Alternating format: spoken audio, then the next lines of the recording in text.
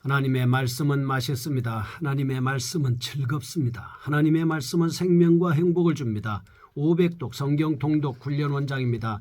여수 살리는 교회 임기환 목사가 전하는 하늘의 문이 활짝 열리는 하나님의 말씀을 봉독하고 전하는 시간입니다. 함께 하시면 기적이 일어납니다. 알람을 설정하시면 좋겠습니다. 오늘은 룻기 2장을 봉독하고 말씀을 전하겠습니다. 룻기 2장. 나오미의 남편 엘리멜렉의 친족으로 유력한 자가 있으니 그의 이름은 보아스더라. 모압 여인 룻이 나오미에게 이르되 원하건대 내가 밭으로 가서 내가 누구에게 은혜를 입으면 그를 따라서 이삭을 줍겠나이다 하니 나오미가 그에게 이르되 내 딸아 갈지어다 하매 룻이 가서 베는 자를 따라 밭에서 이삭을 줍는데 우연히 엘리멜렉의 친족 보아스에게 속한 밭에 이르렀더라. 마침 보아스가 베들레헴에서부터 와서 베는 자들에게 이르되 여호와께서 너희와 함께 하시기를 원하노라 하니 그들이 대답하되 여호와께서 당신에게 복 주시기를 원하나이다 하니라. 보아스가 베는 자들을 거느린 사환에게 이르되 이는 누구의 소녀냐 하니 베는 자를 거느린 사환이 대답하여 이르되 이는 나오미와 함께 모압 지방에서 돌아온 모압 소녀인데 그의 말이 나로 베는 자를 따라 단 사이에서 이삭을 줍게 하소서 하였고 아침부터 와서는 잠시 집에서 신 외에 지금까지 계속 하는 중이니이다. 보아스가 룻에게 이르되 내 딸아 들으라. 이삭을 주우러 다른 밭으로 가지 말며 여기서 떠나지 말고 나의 소녀들과 함께 있으라. 그들이 베는 밭을 보고 그들을 따르라. 내가 그 소년들에게 명령하여 너를 건드리지 말라 하였느니라. 목이 마르거든 그릇에 가서 소년들이 기러온 것을 마실지니라 하는지라. 룻이 엎드려 얼굴을 땅에 대고 절하며 그에게 이르되 나는 이방 여인이거늘 당신이 어찌하여 내게 은혜를 베푸시며 나를 돌보시나이까 하니 보아스가 그에게 대답하여 이르되 네 남편이 죽은 후로 네가 시어머니에게 행한 모든 것과 네 부모와 고국을 떠나 전에 알지 못하던 백성에게로 온 일이 내게 분명히 알려졌느니라. 여호와께서 내가 행한 일에 보답하시기를 원하며 이스라엘의 하나님 여호와께서 그의 날개 아래 보호를 받으러 온 내게 온전한 상 주시기를 원하노라 하는지라. 룻이 이르되 내 주여 내가 당신께 은혜를 입기를 원하나이다. 나는 당신의 하녀 중에 하나와도 같이 못하오나 당신이 이 하녀를 위로하시고 마음을 기쁘게 하는 말씀을 하셨나이다 하니라. 식사할 때 보아스가 룻에게 이르되 이리로 와서 떡을 먹으며 내 떡 조각을 초에 찍으라. 함으로 룻이 곡식 빼는 자 곁에 앉으니 그가 볶은 곡식을 주매 룻이 배불리 먹고 남았더라. 룻이 이삭을 주우러 일어날 때에 보아스가 자기 소년들에게 명령하여 이르되 그에게 곡식단 사이에서 줍게 하고 책망하지 말며 또 그를 위하여 곡식다발에서 조금씩 뽑아버려서 그에게 줍게 하고 꾸짖지 말라 하니라. 룻이 밭에서 저녁까지 줍고 그 주운 것을 떠니 보리가 한 에바쯤 되는지라. 그것을 가지고 성읍에 들어가서 시어머니에게 그 주운 것을 보이고 그가 배불리 먹고 남긴 것을 내어 시어머니에게 드리매 시어머니가 그에게 이르되 오늘 어디서 주었느냐 어디서 일을 하였느냐 너를 돌본 자에게 복이 있기를 원하노라 하니 룻이 누구에게서 일했는지를 시어머니에게 알게 하여 이르되 오늘 일하게 한 사람의 이름은 보아스니이다 하는지라.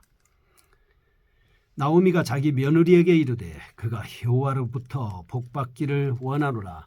그가 살아있는 자와 죽은 자에게 은혜 베풀기를 그치지 아니하도다 하고 나오미가 또 그에게 이르되 그 사람은 우리와 가까우니 우리 기업물을 자 중에 하나이니라 하니라. 모압 여인 룻이 이르되 그가 내게 또 이르기를 내 추수를 다 마치기까지 너는 내 소년들에게 가까이 있으라 하도이다 하니 나오미가 며느리 룻에게 이르되 내 딸아 너는 그의 소녀들과 함께 나가고 다른 밭에서 사람을 만나지 아니하는 것이 좋으니라 하는지라. 이에 룻이 보아스의 소녀들에게 가까이 있어서 보리 추수와 밀 추수를 마치기까지 이삭을 주우며 그의 시어머니와 함께 거주하니라. 아멘. 룻기 2장입니다.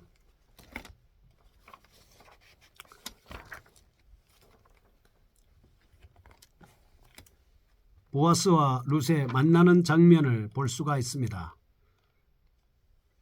1절에서 16절은 시어머니를 섬기고 여호와께 대한 신앙을 지키기 위해 모압 땅에서 베들레헴으로 온 이방 여인 룻과 그 성읍의 유력자이며 엘리멜렉 가족의 친족인 보아스가 베들레헴 들녘에서 우연히 만나 대화하는 장면을 기록하고 있습니다.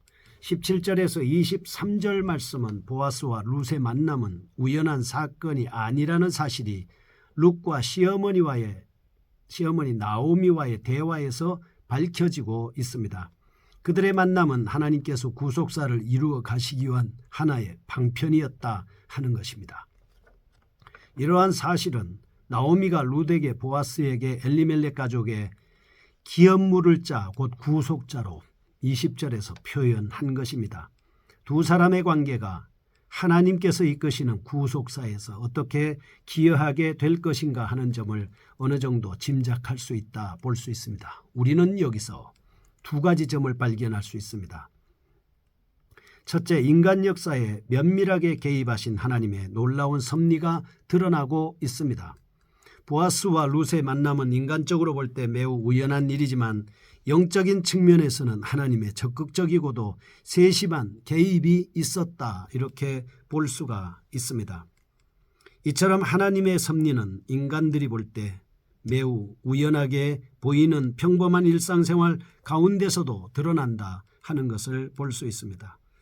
모든 피조물의 주권자이신 하나님께서는 친히 지배하시고 다스리는 데서 비롯된 결과입니다. 그러므로 예수께서도 하나님의 섭리에 대하여 가르치시면서 그분은 우리의 머리털까지 세신 바 된다는 비유를 드셨던 것입니다. 두 번째, 1장에서는 나오미와 룻의 신앙이 두드러진 반면에 2장에서는 보아스와 룻의 인격적인 면이 부각되고 있습니다. 2장에서는 과부를 선대하며 보호해주는 보아스의 인간애와 시어머니를 공경하며 사람 앞에 겸손한 룻의 덕성이 잘 나타나고 있습니다. 신앙과 도덕성을 겸비한 현숙한 여성, 룻의 경건한 신앙과 덕성을 겸비한 현숙한 여인상으로서의 룻의 성품을 잘 묘사하고 있다 볼 수 있습니다. 이방 여인 룻이 구속사에 기여할 수 있었던 것은 하나님의 섭리 외에 룻의 경건한 신앙과도 삶도 중요한 몫을 차지하고 있다 이렇게 볼 수가 있습니다. 첫 번째입니다. 1절에서 7절 룻과 보아스가 만납니다. 베들레헴 들판에서 룻과 보아스가 처음 만나는 극적인 장면입니다. 보리추수가 시작될 즈음에 베들레헴으로 돌아왔던 룻은 당시 가나안 관습을 따라 이삭을 죽기 위해서 시어머니의 허락을 받아 들로 나갔습니다. 이에 룻이 말로만 시어머니를 따른 것이 아니라 실제 생활 가운데서도 시어머니를 공경하며 시모의 말에 잘 순종하는 여자였다라고 하는 것을 알 수가 있습니다. 그래서 3절에서 7절 말씀을 보면 보아스 소유의 밭에 이른 룻은 마침 그곳을 둘러보러 나왔던 보아스를 만나게 됩니다. 보아스는 뒤에 엘리멜렉 가정의 기업물을 짜가 되어 다윗과 예수 그리스도의 조상이 되는 사람입니다. 이처럼 룻이 자신의 삶에 충실하고 있을 때 하나님께서는 룻에게 은혜를 베풀어 주셨습니다. 이러한 사실을 통해서 볼 때 우리는 하나님께서 게으르고 나태한 자를 들어 사용하시는 것이 아니라 자신에게 주어진 삶, 곧 그것이 큰 것이든 작은 것이든 불문하고 자신의 삶에 성실하게 최선은 다하는 사람을 통해서 사용하신다라고 하는 것을 알 수가 있습니다. 두 번째, 보아스와 룻의 대화를 보겠습니다. 8절에서 16절입니다. 5절에서 7절 보면 보아스가 자기 밭에서 이삭을 줍고 있는 룻을 발견했습니다. 그녀를 불러 호의를 베풀어 주며 그녀와 대화하는 장면이 나오고 있습니다. 보아스는 룻에 대한 좋은 소문을 이미 들어서 알고 있었습니다. 자신이 해줄 수 있는 모든 것을 그녀에게 베풀어 주었습니다. 그러자 룻은 보아스의 이러한 호의에 매우 겸손히 응하면서 감사를 표했습니다.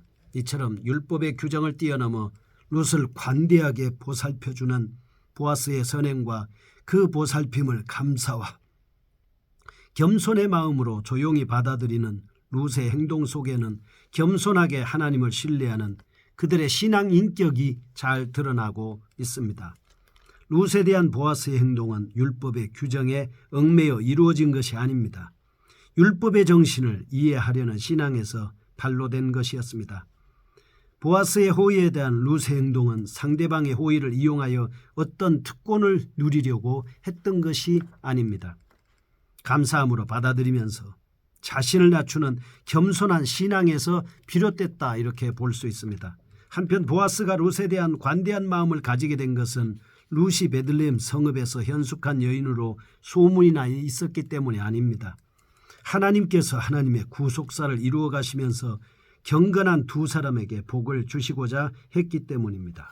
아무리 룻이 현숙한 여인으로 소문이 나 있다고 하더라도 보아스의 마음에 합하지 않았더라면 그 두 사람은 결코 만날 수도 없고 결합이 이루어지지도 않았을 것입니다. 그렇지만 하나님께서는 보아스의 눈에 룻이란 여인이 띄게끔 하심으로써 하나님께서 계획하신 구속사를 하나하나 전개해 나가고 있었던 것입니다. 그러면 여기서 효도에 대해서 한번 살펴보겠습니다. 효라고 하는 것은 인간이 사는 어느 곳에서나 중요한 덕행입니다. 부모와 자식과의 관계, 무엇보다도 밀접하고 그 관계 속에서 자식이 부모를 섬기는 일이 자연스럽게 나타나고 있습니다. 이런 연유로 효는 동서고금을 막론하고 사람의 필수 덕목으로 취급됩니다. 특히 중국 사회의 윤리 중에 가장 근간이 되는 덕행이 있습니다. 하나님께서도 10계명의 5계명에서 네 부모를 공경하라. 그리하면 너희 하나님 여호와가 내게 준 땅에서 내 생명이 길리라. 출애굽기 20장 12절에서 말씀하고 있습니다. 첫째, 효도를 하는 이유가 무엇입니까? 부모님은 자식을 낳아서 그가 자랄 수 있도록 보살피고 성장하도록 배려해 주었기 때문에 부모의 사랑과 은덕을 받은 자손들은 효로 사랑에 보답해야 합니다. 두 번째, 효도 의미입니다. 효도란 부모의 은덕에 대한 보답과 그 권위에 대한 순응입니다. 그런데 효도는 영적인 의미를 내포하고 있습니다. 효도는 인간을 창조하시고 그들에게 생명을 주시고 생활터전을 마련해 주신 하나님을 잘 따르고 섬기라는 교훈을 담고 있습니다. 세 번째, 효도의 결과입니다. 하나님께서는 효를 행하는 자에게 복을 약속해 주셨습니다. 네 부모를 공경하라. 그리하면 땅에서 잘되고 장수하리라고 약속해 주셨습니다. 네 번째, 효도의 조건입니다. 자식이 부모를 공경하고 효를 행하는 데에는 조건이 없지요. 성경은 자식이 부모에게 순종을 하며 효를 행하되 주 안에서 행하여야 한다라고 말씀하고 있습니다. 세 번째입니다. 나오미와 룻의 대화를 보겠습니다. 17절에서 23절입니다. 저녁이 되고 아침이 되어 하루 일을 마치고 돌아온 룻이 시어미 나오미와 대화하는 장면입니다. 17절에서 19절은 룻은 나오미에게 자신이 보아스에게서 입은 호의에 대해서 설명하지요. 20절은 나오미는 보아스가 바로 엘리멜렉 가정의 기업물자임을 이야기해 줍니다.